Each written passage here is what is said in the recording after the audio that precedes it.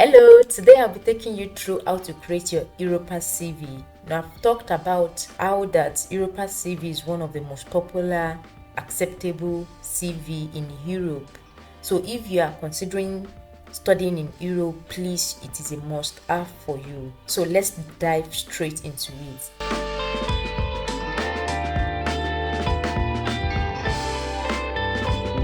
So you go to Google and press Europass CV. So and you can always change your language to English language in this section. So you come to create your CV. So start from your profile. If we say we are starting from profile, you have to create to register. If you register, you'll be able to use the full range of services that Europass offer. And if you have created an account before, you just log in straight. You can also continue as a guest, but after you get it, you can't save and come back. After you get your CV, it won't be on the website. You can't always access it if you log in, but you can always register and log in into your account later. So after you create new CV, you can now start editing. If you want a picture to be in your CV, if it is requested, I would advise you put it, but if it is not, it's not advisable you put a picture on your CV. So leave it out, except if it was required and clearly stated on the requirement or instruction. So if it is not, just leave it out. Then you start with your personal information, first name, last name, about me, the profile, where you state your personal statement, just short. It is also not necessary to put your date of birth or gender, except if it is required. There are some applications you make that they require you to make to disclose your gender, but if it is not written, just leave it out. Also, nationality, it is not necessary, but your contact, your email address, your phone number, then your social media, I highly recommend you put your LinkedIn link into this place as well. So you can always select, this is LinkedIn, you put it. Also, if you have a website created, for your portfolio, you can always put it. Okay, make sure you get the correct link. .com/.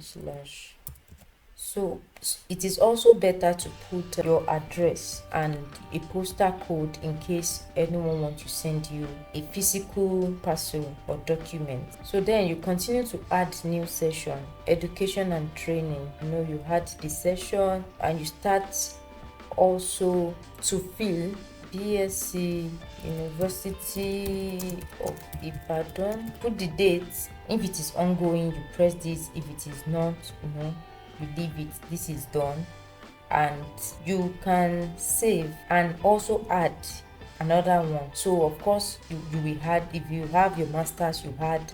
If you want to put other education and training, so this is education. There are other trainings you have taken, you just go ahead and add the session and do it. You save and you leave it out. You understand? So after that, after education and training, you go to another one, your work experience. You select work experience, you add session. That's if you have a work experience. So let me add one. So make sure you fill it accordingly. So they will ask you to describe what you did.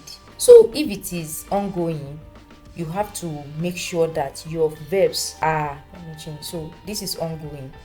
So you have to make sure that your verb is in present tense, and if it is a past, like maybe I'm not, it's not ongoing, and this is the end date is maybe in the past, like 2022, then this will come to supported, it is in the past, right? So your sentence, your verb have to be in line with the situation of the job. Like, is it in the present tense or in the past tense? If you are no more on the job, you put it in the past tense. And if it is present, you are still working, you are supporting. So you support agribusiness cluster formation, you support identification and empowerment of women, or and the likes.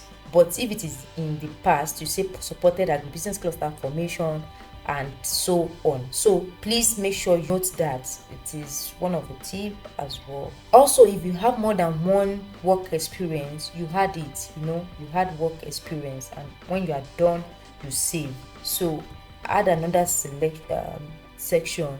So you can add language skills. Here you can show your language skills. My mother tongue is Yoruba and another language is English language. You will see that it's here. So, and these are what you pick: basic user, independent user. Just pick your level. Writing as well, you pick them. And if you want to add any other language like French or other one, you also add another language and you save. You also go ahead and add another section. So if you have digital skills, if you have communication and interpersonal skills, which I recommend you add the section, the title, and the description. So if you have a link that can show this skill or video, you also put it and you save. You go ahead and add another section. So you can add your conferences and seminars. If you are applying for PhD, I recommend you put this kind of things. What are some of the conference and seminars you have gone through? Even if it is a master's, put it. Management and leadership skills, organization skills, projects. What are some of the projects you have handled? You can add them. Publications, recommendation, and any other one you want to add. But this publication is also very, very important.